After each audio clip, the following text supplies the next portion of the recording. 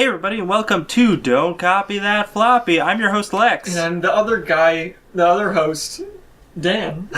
You have one job, I Dan. have one job. I had a long week. I'm just here to talk about video games. I don't need to say other stuff. Blow off some steam, talk about video games. We are a video game news podcast. We broadcast weekly, 7 to 8 on Fridays, Eastern Standard Time, on chipit.net. That's the one. We're also on Facebook, Steam, Twitter, and YouTube. And iTunes. And iTunes. And we are Don't Copy That Floppy on all of those, except for Twitter, which we are at DCTF Podcast. Yeah. We got a retweet by an official Clancy Brown fan Twitter. Did we? This is true.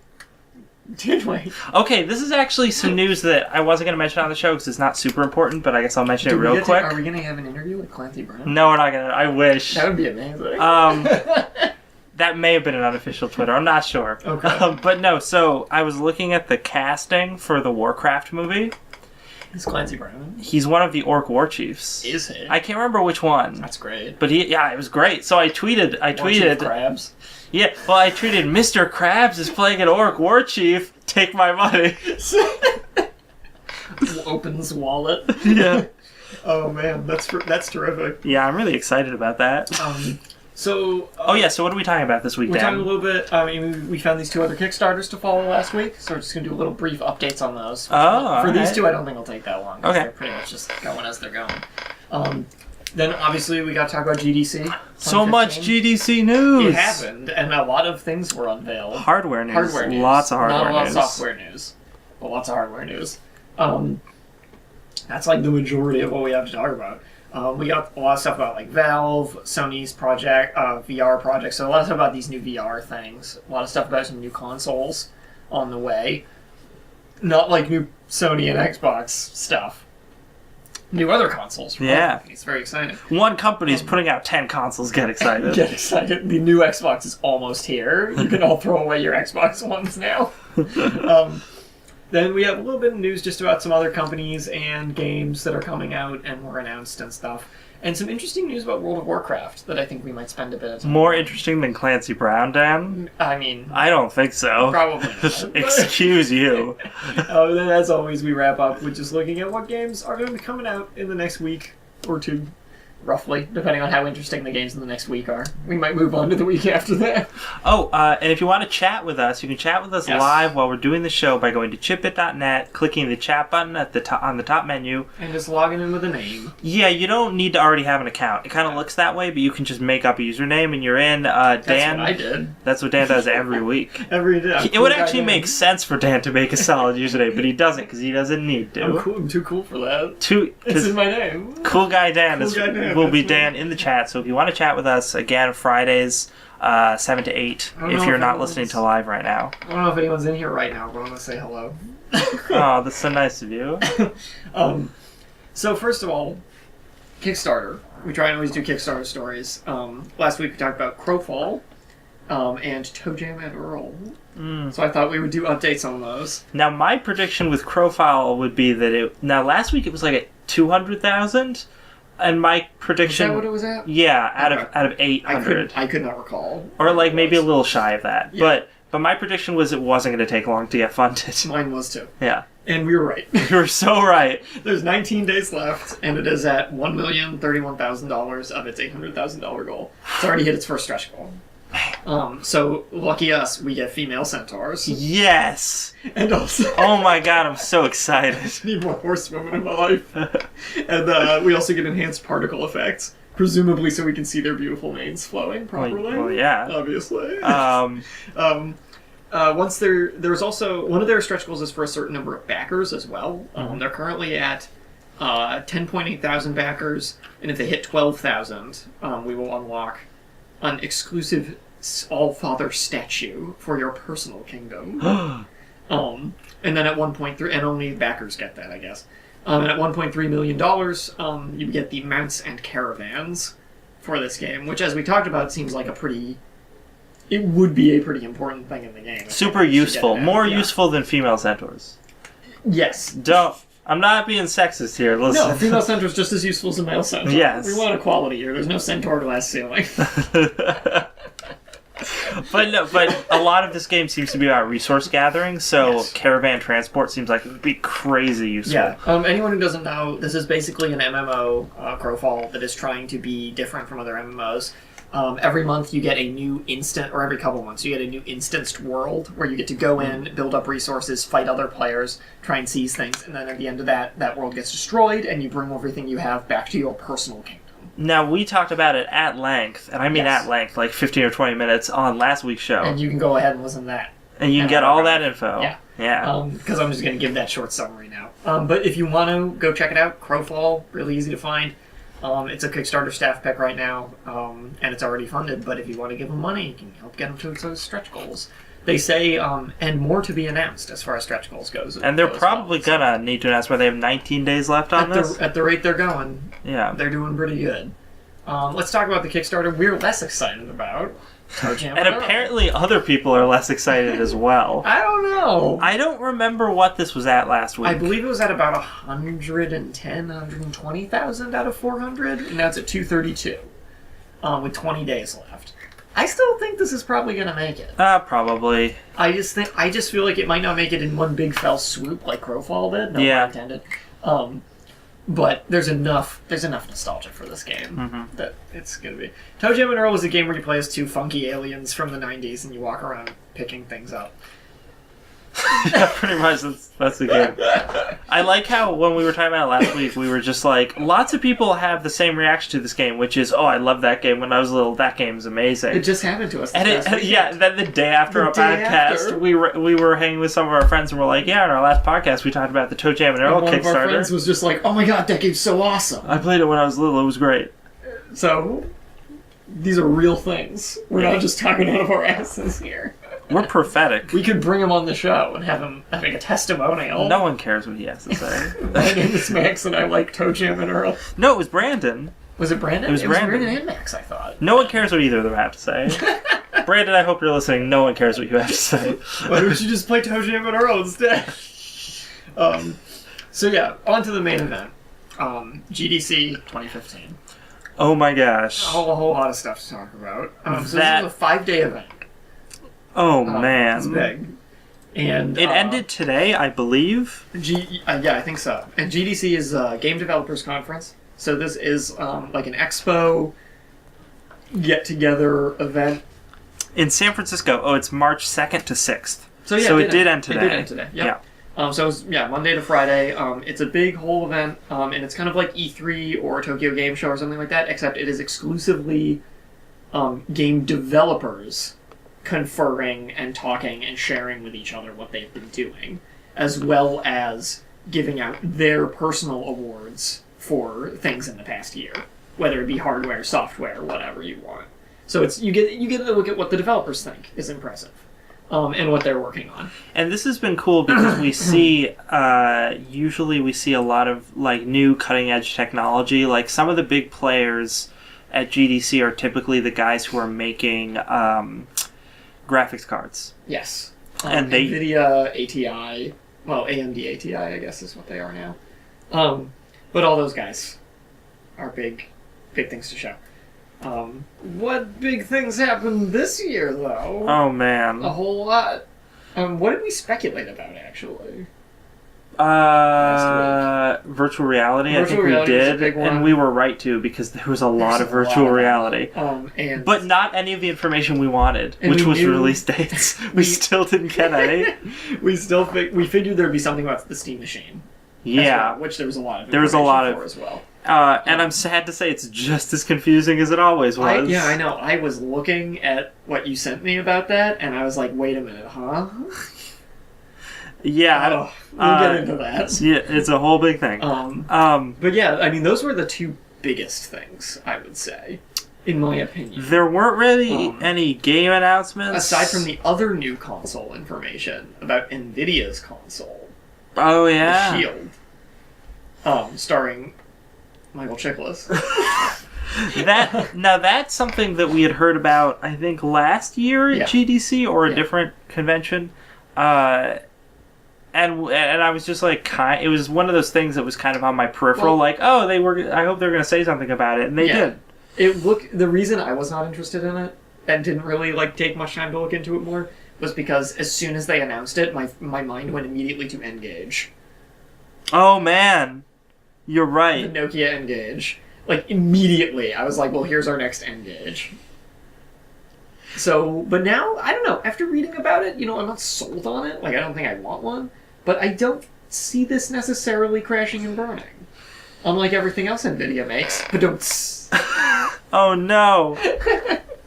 They make good No, they do make good stuff. graphics There's cards. just a joke about their cards overheating a lot. I better watch that from my I'm computer. pretty sure I'm using an Nvidia graphics card in the computer we're recording on right now. Oh no! Well, that explains like last month when your computer just died during the middle of the podcast. Explains Jesus, why I'm on fire right now. I was wondering about that. I was gonna ask you.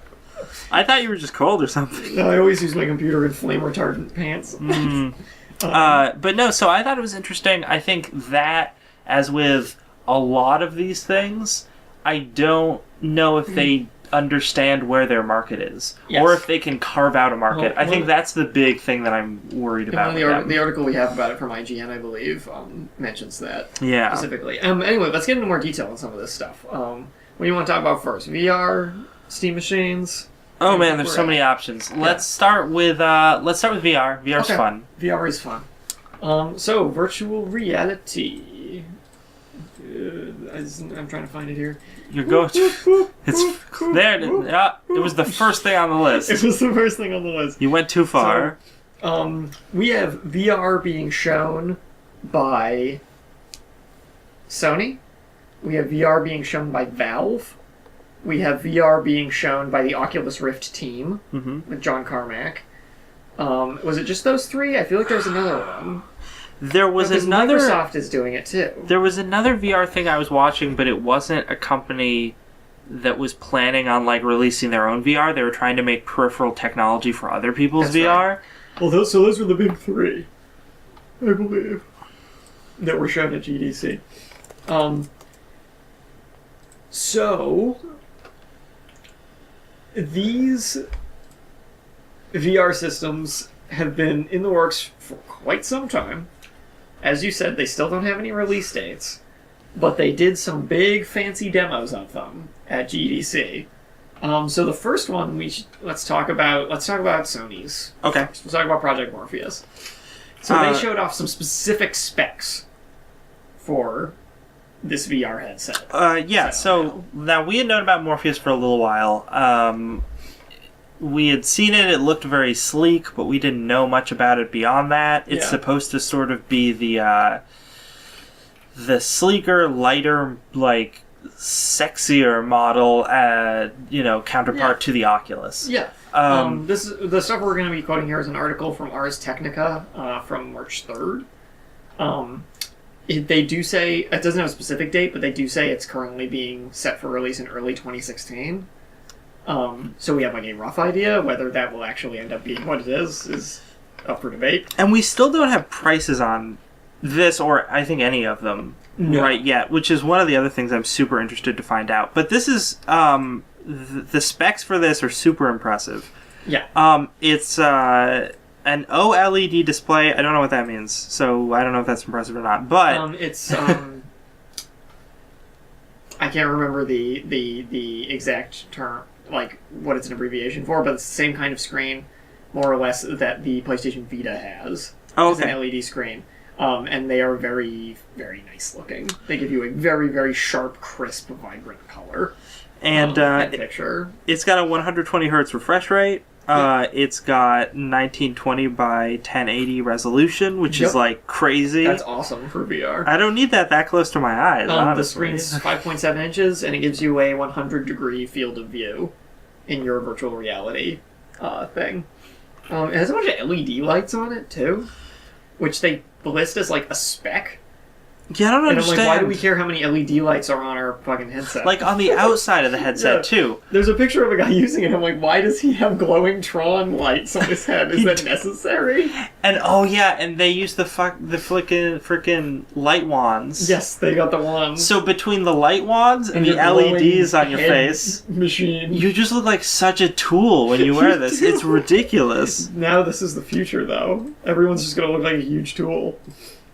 So, they showed off 5 little game demos for it. Oh, including the Deep. Yeah. Which looks horrifying. It looks awesome! Yeah. So they showed off London Heist, which was like a first-person steal stuff in London thing. Mm-hmm. They showed off Toy Box and Magic Controller, which are like these goofy little games with like little cute robots. And then they showed off the Deep, which is like you're in a little submersible cage thing, and you're just deep underwater, and you're just interacting with sea creatures and being attacked by sharks and stuff. Terrifying. And in virtual reality, that's awesome. Yeah. That'd be so cool. Oh, there's a submarine. Imagine going like into like the super deep sea in that. Oh, all the spooky, find some anglerfish down there. spooky deep sea fish. Oof, So cool. Oof. This cat wants my sandwich all the time. You should finish your sandwich. I should finish my sandwich. There's like one bite left. So yeah, so they actually, they had quite a bit to show here. Obviously, it's all just tech demos. Like, we don't know if these are going to actually be games, I don't think. And a lot of times these tech demos are not. I kind of wish they would do something with the Deep, though. Oh, yeah. That would be really cool. That would be awesome. Of any of these, that seems like the one that's most worth using for it. So, Sony's system seems to be shaping up pretty well. My one gripe with it right now would be the fact that you have to use the Move controller with it. Because I feel like, the Move controller is not bad. I just feel like they could do something better. And it looks dumb. And it looks really good. That poof ball in the end. And it's interesting, and that segues well into Valve's VR. So Valve has decided to make VR. They announced it. They showed it off at this GDC. They announced it at this GDC. We didn't know anything about this before. They partnered with HTC, which is a corporation that is like a tech giant. They make a lot of smartphones and tablets, things like that. Yep.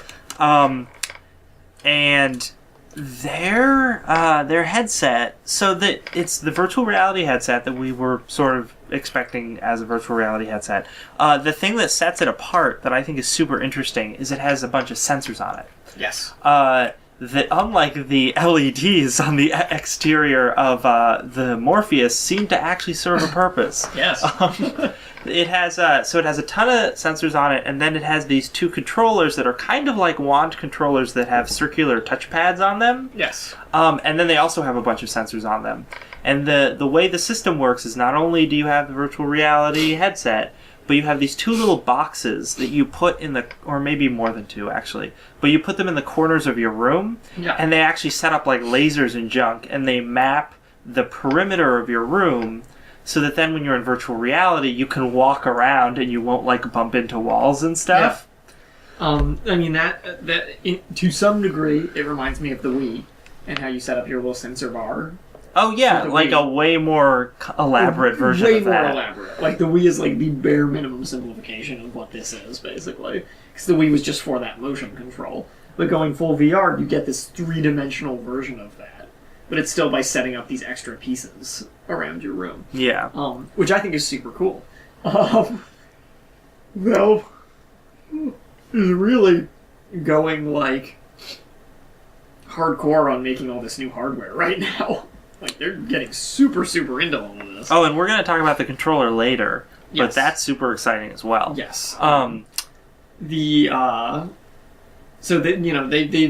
is about a year after they made their Steam Machine announcement, that they've already busted out all of this stuff, and they're trying to just like reinvent how we think about kind of using our hands in these virtual spaces by like you said, having us not necessarily using a control thing in the way that the Sony one does, but actually using our hands as the controller, which is also reminds me of the Kinect, but not bad. Not bad. I don't know. Because the Kinect had this whole idea of like full body control. They just used cameras, and it didn't work great. The thing that still baffles me about the Kinect, as a side note, is the original Kinect sucked. There's no getting around that. It was poor. It was very poor. But the Kinect that came originally bundled with the X-Bone, and now is not anymore because no one wants it. The tech demos for that were super, super impressive. Like, it can monitor like your heart rate and stuff. Yeah.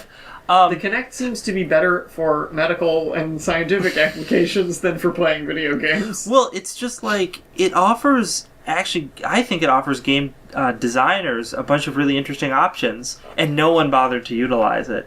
So that... Based off that, it makes me a little worried about a lot of the virtual reality stuff we're seeing. Yeah. Because I'm worried people won't utilize it. Because there isn't, like, with the Wii, there was Nintendo. And they said, okay, well, since we're making this, we're going to make sure that we make games that utilize it. Mm-hmm. But Oculus, Valve, I mean, Valve does make games. But Valve could make games themselves. And Sony Sony makes games. Because they have a bunch of in-house studios. But I worry that because they're not as like that, they're going to want other people to do it, and then if other people don't step up to the plate, it's going to be fairly underutilized technology. Yeah. That's my only concern with virtual reality right now, and that it's going to cost me like an arm and a leg. That was actually something I meant to bring up during the Sony thing, because they still haven't mentioned any, like you said, they still haven't mentioned any sort of price point. And I'm thinking this is going to be at least like $300. I don't know if anyone has. I don't think I didn't see any prices on I'm thinking that I have a feeling it's going to be like around $300. To get the whole setup for one of these. But, okay, so with the... Because I just don't see how the technology is going to come cheap, given how new it is. Yeah. For the most part. But yeah, so like, with the Steam ones, what was I going to say? Oh my gosh. the space, the way they're handling space is really interesting. What we saw at GDC this year was definitely seemed like a pretty early prototype for a couple of reasons. One, it kind of looks ugly. It also like there's wires still everywhere. And there's wires. Everything has like 3 wires plugged into it. Which they actually specifically say in this article is too bad because it actually already supports multiple players. It supports multiple headsets already. And will integrate you all into the system so that it'll warn you if you're about to like bump into each other. Yeah, that's such a cool idea. I like that a lot. Right now, the problem obviously is there's wires everywhere. There's wires everywhere. So. Now, they also had said that the final version is probably just going to have sort of the umbilical wire that's going from you to the system. Yeah. And maybe 1 or 2 other ones, but basically not. Like with the one that they showed off at GDC, there was, 3 or 4 wires from the headset to like a belt you had to wear. And then there was also wires to the controllers and wires to the system. Yes. But anyway, there was a piece of peripheral technology. I'm getting all of this from an article from The Verge, which is from March 4th. I actually highly recommend you check it out, because not only is the article very good, but a lot of the videos they did on it are really nice as well. So we should talk about the controllers that they had along with these too. Well, Verge, I want to mention real quick. Oh, okay. Verge had checked out some peripheral VR technology that I had been mentioning earlier. That's sort of fits in with the stuff that Steam is trying to do. In that it's a VR headset with cameras on the front of it. Mm-hmm. So you put it on and it looks like you're just looking at the room around you, but then it overlays cool stuff into it, and it can track, and it like tracks your hand and can like, so say, I mean, in the demo it was like there were different flames on the person's hand, and there was a thing where like it could monitor your brain activity. So if you were feeling like tense, the flames were red, and if you were feeling calm, they were blue. So like the uses for that in a game seem really cool. Yeah. Like being super aggressive like activates different abilities within the game. Yeah. Like it would actually have like your actual mental state would have an in-game gameplay effect. Yeah.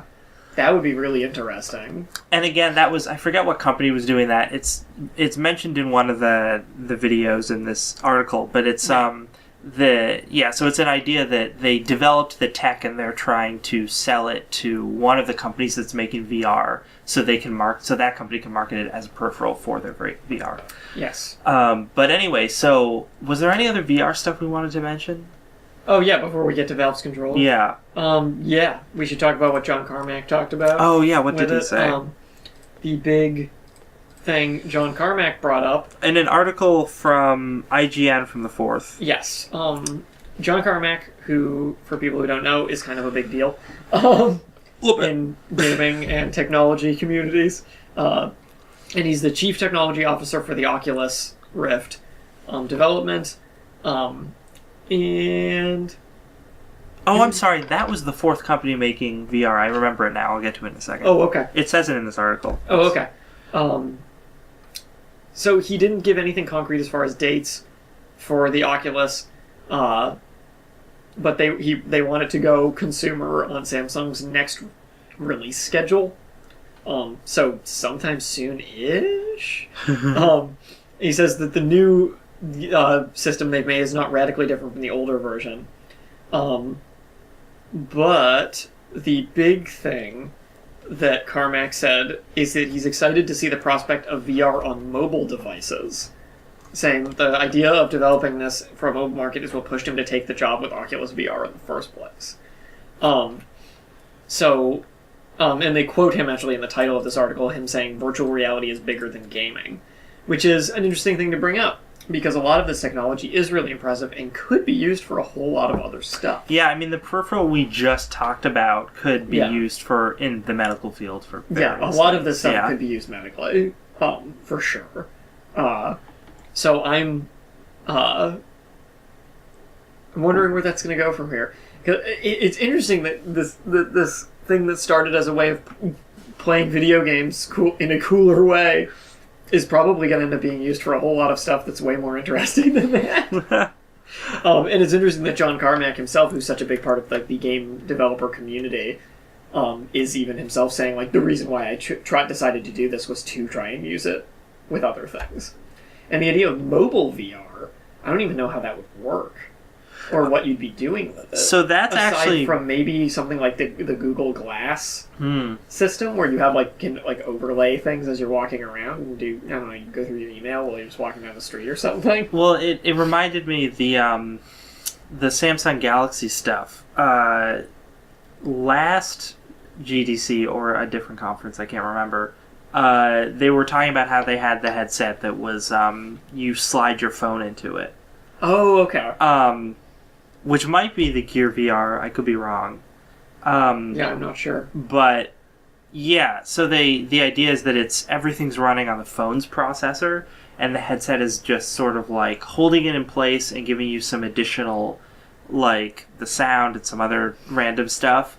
But it's actually VR that's just running on a mobile device. Okay. And it's one of those things where it was never gonna run as well as a lot of the other VR things. It had much slower refresh rates and a lower resolution because it's on a cell phone. So it just didn't have the same immersion that it should. But it would have been a much cheaper alternative, because if you already have the phone, then you get the software and the headset. Since the headset doesn't actually have the central processing power or the software in it, it would be much cheaper. Right. So yeah. So let's go to... Oh, you want to do the controller now? Well, let's get onto all the other stuff about Valve. All the Valve stuff. Man, this was Valve's convention. Yeah. Let me tell you. So we'll talk about the controller first. This is actually from the same article we were talking about Valve's VR from on The Verge from March 4th. And this author talks about the controller that Valve has developed, which is, instead of a right analog stick, there's a circular trackpad that you can use like a mouse, or you can swipe your finger across it to look around in 3D games. The earlier controller had another trackpad on the left, which is used for motion, but it didn't work very well, so now there's just an actual analog stick below the second trackpad. And the second trackpad doubles as a set of directional arrows. So this guy said that for a game that supports a gamepad, there doesn't seem to be much reason to use this instead of just using an Xbox or PlayStation controller. Just because, like he said, he'd prefer a traditional controller for just about all of the games he tried with this thing, including Shadow of Mordor, Counter-Strike, stuff like that. The strength that they say, though, is in its versatility. And he brings up that they had a game on display which surprised me actually when I read this, that they had System Shock 2 on display. Oh yeah, It's a late '90s PC game, and it had that game has a very confusing, complicated interface, where you like equip a weapon by like hitting 1.5 dozen hotkeys or physically like dragging it onto your character. What's interesting is that the right trackpad on this controller actually worked really well as far as a mouse goes, and they designed a really customizable mapping system, so you can change the binding of all of the keys and buttons. You can even change trackpad sensitivity, vibration intensity, and the inertia created by a finger swipe. So you can have all of this stuff customized at your fingertips to play even games that would have otherwise incredibly awkward control schemes. Literally at your fingertips. Literally at your fingertips. So that's really cool, because this is nice, because there's lots of old games in particular, because they weren't as normalized, I guess, that have these very complex, awkward control schemes. Even on the PC, where you end up pressing tons and tons of hotkeys and stuff. So this is a cool alternative to that just seems much more intuitive and easy to use. But it also means that we can get more new games that could potentially make use of this by allowing things to have a more complicated control scheme without compromising its ability to be played with a controller. Yeah, and a lot of the sort of mission statement when Valve first started making this controller, that was one of those things where I was like, oh, I'll believe it when I see it. Well, here it is. Was they had said, we want something that can give you the accuracy of using a mouse, but that's a controller. Yeah. And I was like very skeptical of that, because I was like, I don't know. But it seems like, man, they have really thought it through. Yeah. And again, like, I haven't tried it, but that touchpad looks like it works real well. If this, maybe it doesn't get quite as good as using a controller, like if you're playing your Counter-Strike. Yeah. Might not be quite as good as using a controller, I'm not sure, but it's definitely bridging that gap. Yeah, you never know. With Counter-Strike, a lot of people just play keyboard and mouse. And swear by it, because you can turn up the mouse sensitivity and have that snapshot ability. Yeah. So I could see using this controller for a game like Counter-Strike could probably work really well if you remapped it right. Mm-hmm. And up the sensitivity on the mouse, on the finger swipes, so you could look around super fast.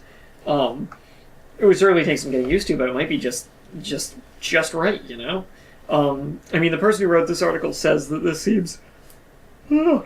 I'm yawny today. This seems way better than most simple motion tracking systems that they've used so far, in that it's absurdly accurate and responsive, and saying that they could walk around and pick up objects confidently, examining them and tossing them around without any trouble. And also brings up that it's interesting that Valve has made so much progress with their interactivity as far as both the controller and the VR itself goes, when Oculus is still hasn't come up with a motion control system that they even want to show off yet. When Valve decides to do something, they do it. They do it. That's why Half-Life 3 hasn't come out yet. Oh, they haven't decided to do it yet. Oh no, it's so true. The truth hurts, Valve. Half-Life 2 Episode 3, I should say. Yeah. So one of the most exciting things about this controller is we know when it's going to come out. Yep. Well, not an exact date, but roughly. It's going to come out in November, which is pretty soon, and it's going to be $50. Yes. Which, compared to like a 360 or an Xbone controller, not that much more. It's a comparable price. Wait, you say 50? Yeah. That's less. Oh, I thought it was the same. First party controllers for most of the new consoles are $60. Oh man. Yeah. So this is going to be less than those, and it's probably going to work way better. You never know. So worth keeping an eye on for sure. Let's talk Steam machines. Oh, the Steam, 20 of them. We heard, I know, right? We heard talk that Valve was going to be making the Steam machine. A console, sort of. A console, sort of. And that there would be multiple models of Steam machines. As various levels of power, kind of? Almost like buying pre-made PCs. Yeah. In a way. And we saw some of them last year. Yes. And we're very confused by it. Yeah. All the models are going to be releasing sometime in November, like you just said. And some of them will be bundled with the Steam controller. Yep. The first among the listed models is the Alienware Steam machine, which comes bundled with the controller, and that is going to cost $450. They also listed the alternate Steam machine, which ranges from $1,100 to $2,000, but has better specs all around, and will come with a controller. Well, it's important to note the Alienware is the cheapest of these. The cheapest. And then you can get the Asus Steam machine for starting at $700, which is a console-inspired gaming PC designed for the living room. It's got a sleek design, I guess I'll give it that. And now, I bet you're wondering, this seems like an odd assortment of things, because they're all made with different, companies' parts and different companies' design stylings and all of that, and you may be asking yourself, are these all of the Steam machines? No. There's 20 of them. There's so... And you they're can go all to, made by different companies. You can go to the store, the Steam-powered store, and they have a list of all of them. Yeah, and they have pricing. their prices. There's one from Falcon Northwest Tiki that goes up to $5,000. It's just the world's most powerful micro tower. What?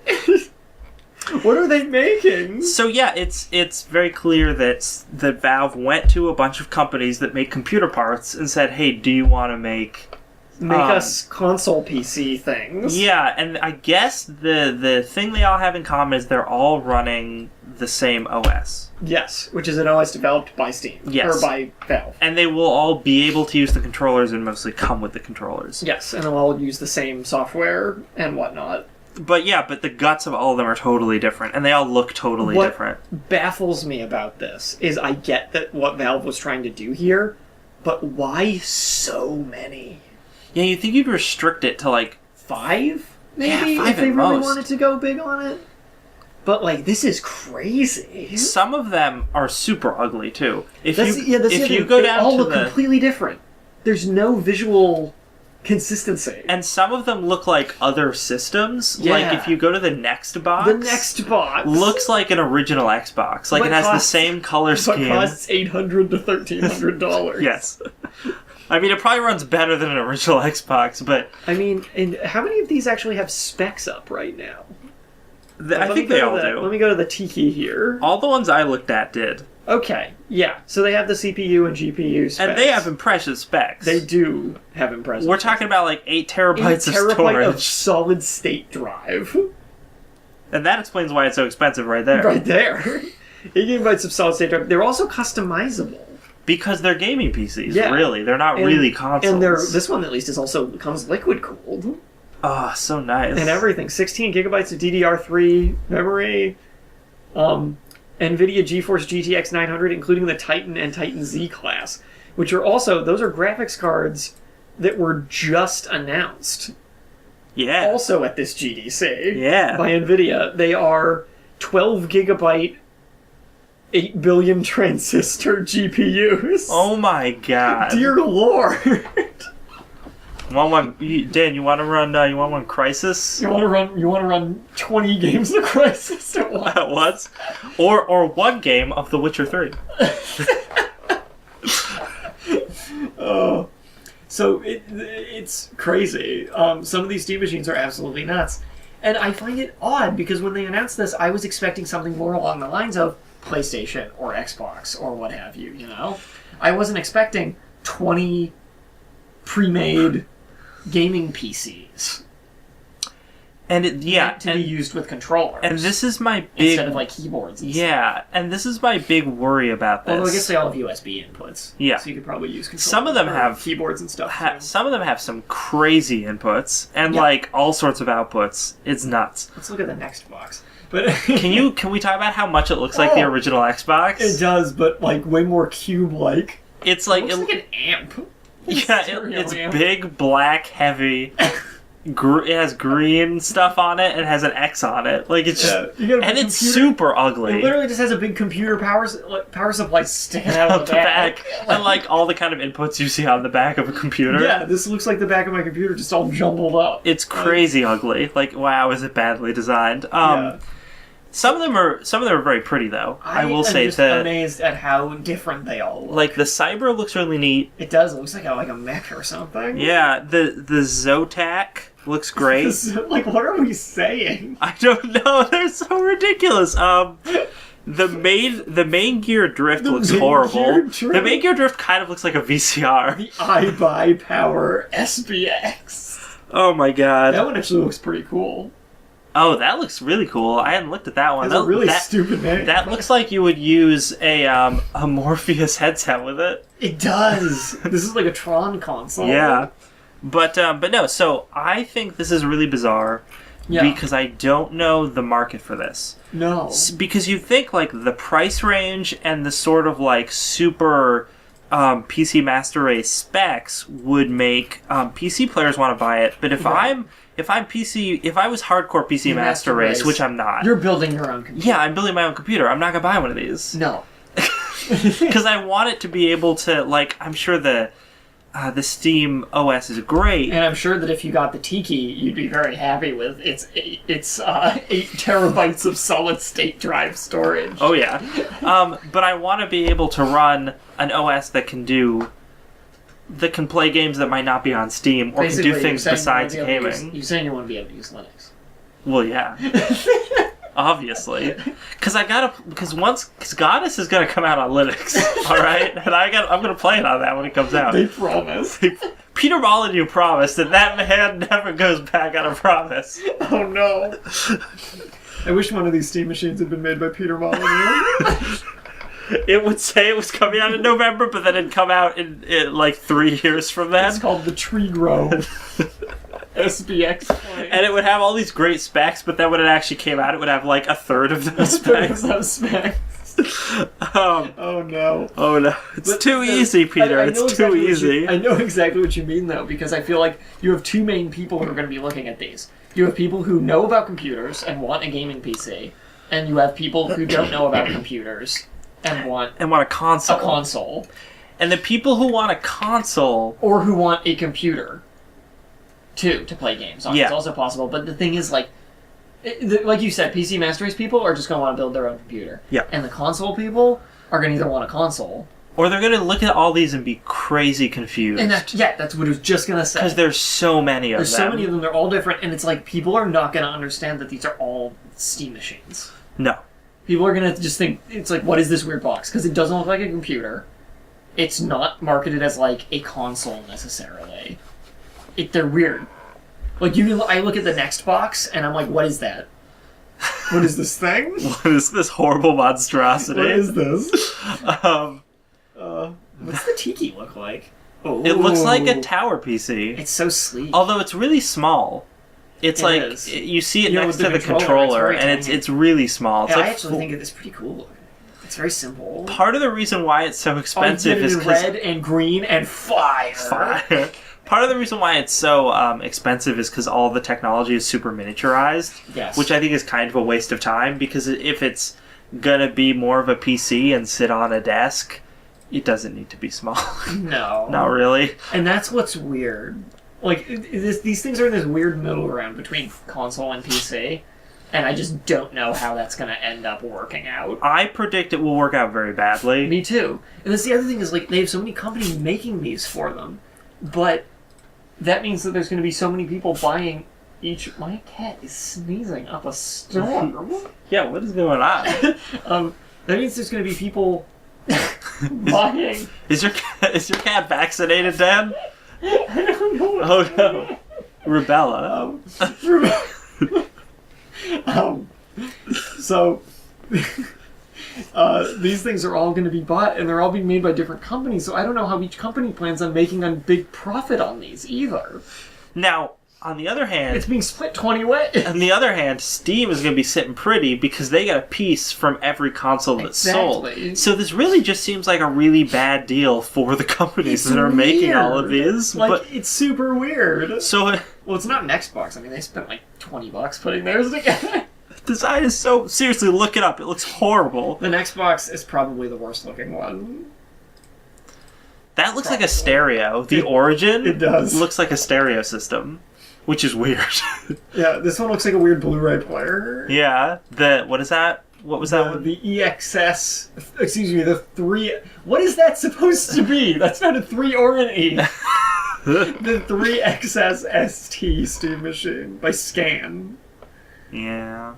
I don't know, man. Okay. The Web Howland. The Web Howland, yeah.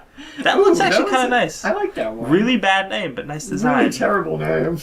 Work on that name, you guys. Yeah. So that's the Steam Machine.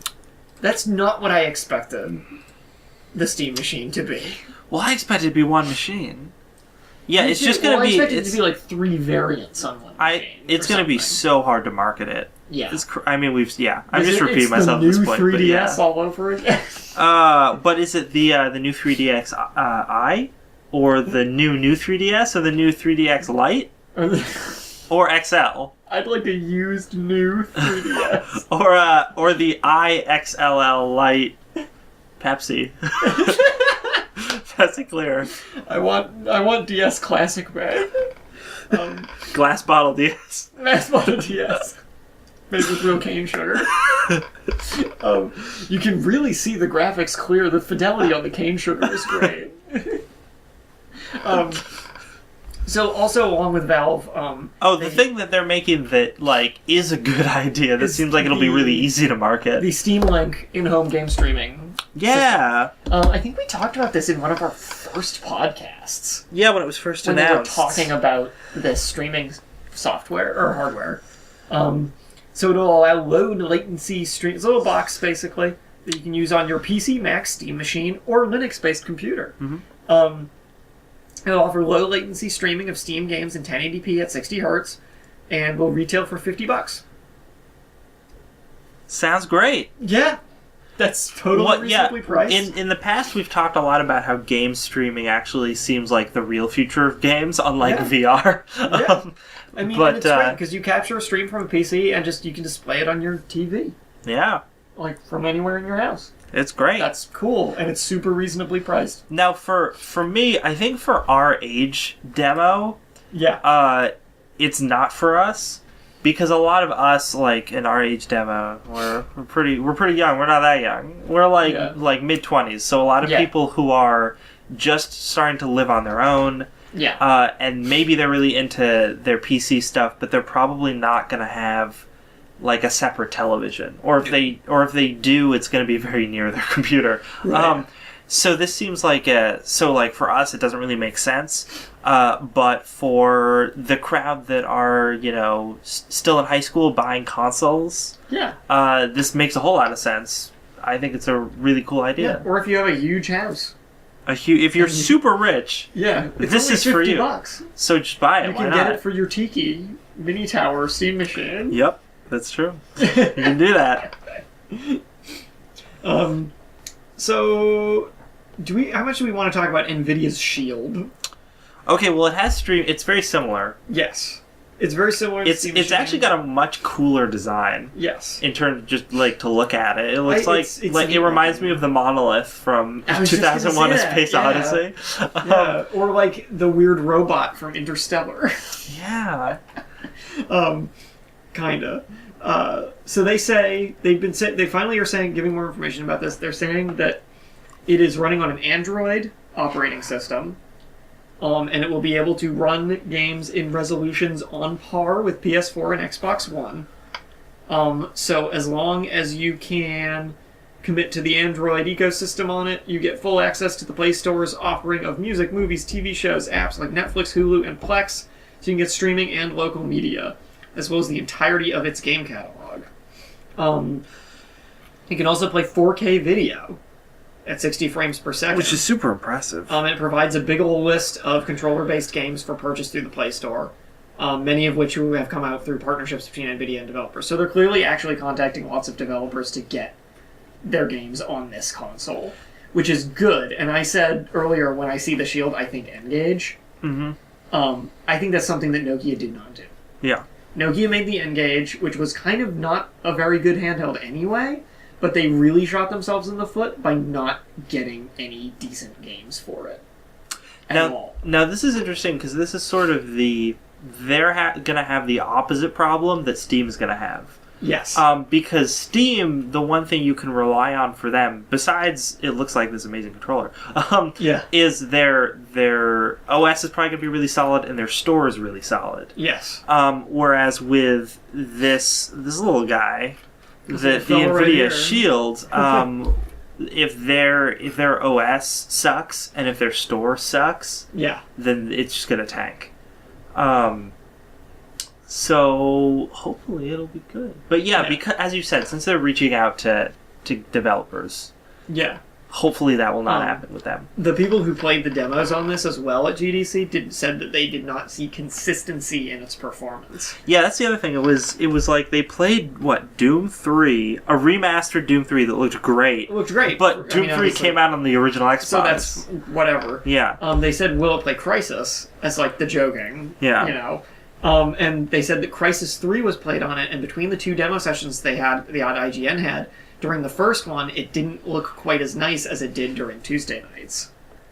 So there was actually just a difference in its performance with Crysis 3 a night apart. Yeah. And I'm wondering what that means for it. Also, you brought up the Steam Machine comparison with this thing. I think it's interesting that this isn't just a Steam Machine. Given that it's being made by Nvidia, who are like a PC hardware company. Yeah. And that Steam has been partnering with all these companies. It's a bit interesting to me that Nvidia opted to kind of compete instead of being a part of the whole Steam Machine. Everybody else was a part of it. I know, all these companies I've never heard of. This one's also only going to cost $200, apparently. Well, it's a streaming device, though, so when you compare it to the $50 Steam Link, it actually seems really expensive. But $200 for something that can be used as a console is actually not that much. No, and I mean, if it runs things in the fidelity they say it does, that's pretty decent. Yeah. As long as they get that catalog of games looking good. I mean, I guess it's kind of a wait and see. That's about all we can do with this thing. Did they give a release month? I don't believe so. Oh, wait, here we go. Slated for a May launch. May launch. So that's soon. That is soon. This is it's funny. With a lot of the VR stuff, we've always been like, man, we really wish they just released this stuff already. But Nvidia, you could sit on that another year. Just make sure, you really want to make sure you work the kinks out, because I'm worried for you right now. I think they want to push it out before the Steam machines start happening. Well, they won't, because it's... Oh, no, wait, they will. I'm sorry. They will. I'm not thinking... my months are out of order. That's my belief is that they want to get it out there well ahead of Steam's and Valve's stuff. To avoid some competition. I'm worried about them. I don't know. Once again, I don't know how well they're going to be able to market this. If Crysis was different day to day, we're only a couple months from May. Because a lot of people who know who Nvidia are mostly people who know about computers, who have nice computers to play games on. And people who don't know who Nvidia is are going to see this thing and be like, "Who's Nvidia? Why do I want this?" Yeah. The N-Cage. Yeah, Nokia, why? We could skip this story, because we've only got like 5 minutes left. Yeah, we've got some stuff about like GDC awards and things like that. If you didn't see it on our Facebook, Unreal Engine 4 is now available to everyone for free, as well as all future updates. Yay! You can just take it and make stuff. Go for it. Go for it. So that's cool. I do want to touch on this WoW story briefly, unless you want to save it for next week. We're gonna I feel like we could talk quite a bit about this. Let's touch on it briefly, because next week is going to be our PAX East show. Oh, so we're going to have a whole bundle of other news to talk about next week. So then let's talk about this. First, before we talk about it, I'm going to say, guess what, everyone? Clay Fighter's coming back. That's all you Get need hyped. to know. The game that I saw in Blockbuster for like 8 years of my life and never played. I played it. You played it. It was fun. Yeah. Clay Fighter's coming back like next year or something. It's being remastered.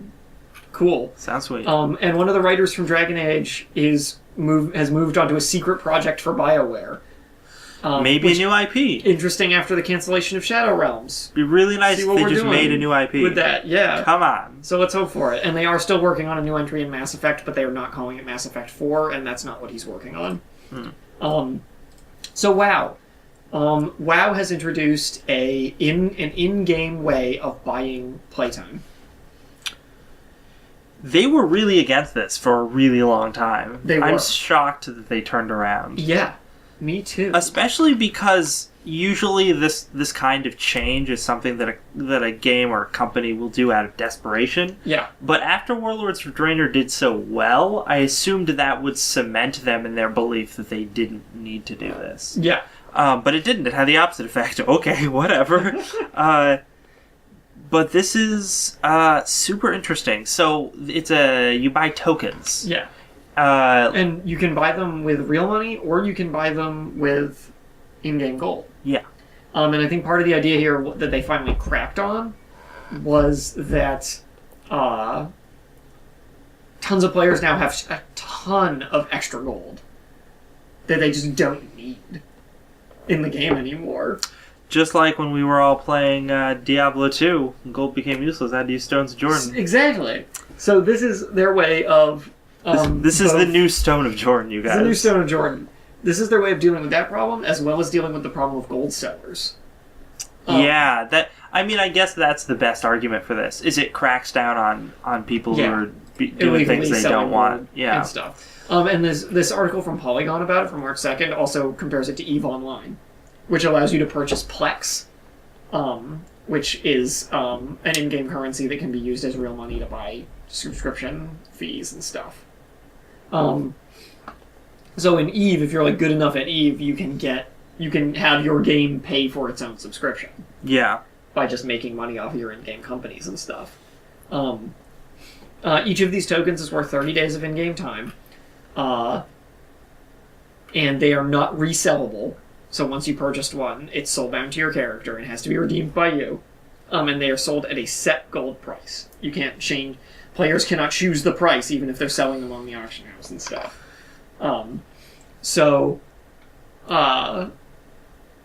The guy, lead game designer, Ion? Is his name Ion? I guess. Ion Hazakostas. Says that the new system does not have anything in common with move to free-to-play. They're completely different, is what he told Polygon. And he specifically says that this is an answer to shady third-party gold sellers. Players who want to spend real money to earn in-game gold now have a legitimate way to do so through Blizzard. And they're hoping that this will stop third-party sellers from compromising the accounts of innocent players to steal gold. So, potentially, though, if you have tons of gold saved up and keep getting a lot, you don't have to pay for your subscription anymore. Yeah. Once this goes live. I think this is pretty cool. But you do need to log in to the game, which they also says you can't just have some weird auto system to get them and stuff. Neat. Interesting move on Blizzard's part, and one that I did not expect. No, not at all. But I guess we'll see how it pans out for him. It could go places. So what do we got going on now? Video games, what's coming out? What's coming out? Devil May Cry Definitive Edition. They fixed the gameplay, but not the rest. Gonna be real bad. I'm more excited for Devil May Cry 4 Special Edition, which was also announced at the same time as that, but doesn't have a release date yet. Wow. It's like a remake, remastered, next-gen version of Devil May Cry 4, which, is actually, a good game. Cool. So that's coming out the 10th. Also coming out the 10th is Hotline Miami 2 Wrong Number. A game that we had a lot of fun talking about not too long ago. You can play that rape scene. Get excited. As much as you want. We're in America, so yes, you can do it as much as you want. But actually, I am really excited about that game. Not about that part. No. But the game in general, I do really want to check out. Resident Evil Revelations 2, chugging on with episode 3. I believe that's going to be 5 episodes, I want to say. I'm not sure. But they're doing them weekly. That's cool, though. Yeah. And we got Mushroom Men Truffle Trouble. I know everyone was looking forward to that one. The most highly anticipated title on the list. We also have, there was one that actually came out on Monday, which is Five Nights at Freddy's 3. Wait, they already made a third one? Yeah. I haven't even watched all the scary parts from the second one. I only found out about the third one, yesterday. What are they doing? they gotta put more time to build hype. No. There's more Five Nights at Freddy's. No, I don't. They need to expand the lore. It's too scary. I don't need it. Five Nights at Freddy's lore. And there's something else on here that I wanted to mention. Oh, Ori and the Blind Forest on the 11th. Ah. Is coming out, which is one of those little cute indie darling games. It looks like a puzzle platformer kind of thing with really pretty graphics. Very cool. And it's going to be on PC and Xbox One. I'll be picking that up at some point after I stop playing Monster Hunter obsessively and beat Bloodborne. That'll never happen. Those two things will never happen. I'll never beat Bloodborne. It'll be too spooky. Too spooky. So yeah, that's the story right now. And that's the show. That's it. We hope you enjoyed it. We're all out. Next week we'll talk about PAX East. Oh my god, this show was just so much stuff. We had to skip over a bunch of news. We did. And next week we're going to have to... close a bunch of windows at the end of this show. Yeah, next week we're also going to have to do that because there's likely going to be a bunch of news from PAX East. I think we covered the most important stuff though. Most of the stuff we didn't cover was just little things about game titles. GDC was primarily hardware focused. There was some software announcements. PAX is probably going to be much more software. Much more software focused. So I think that probably if there's lots of indie stuff. Yeah, so that's what we're going to be focusing on next week. If you want a heads up on that. Also, it'll be a nice change of pace from this week, which was all hardware talk. Yeah. Which I think a lot of people, some people probably just aren't as interested in. Yeah. Yeah. So with that, I have been Dan. And I have been Lex. We are Don't Copy That Floppy, weekly news show, video game news show, 7 to 8 on chipbit.net. Fridays, yeah. And you can find us on all those social medias. Please check us out. Yep. And don't forget, Don't copy that floppy.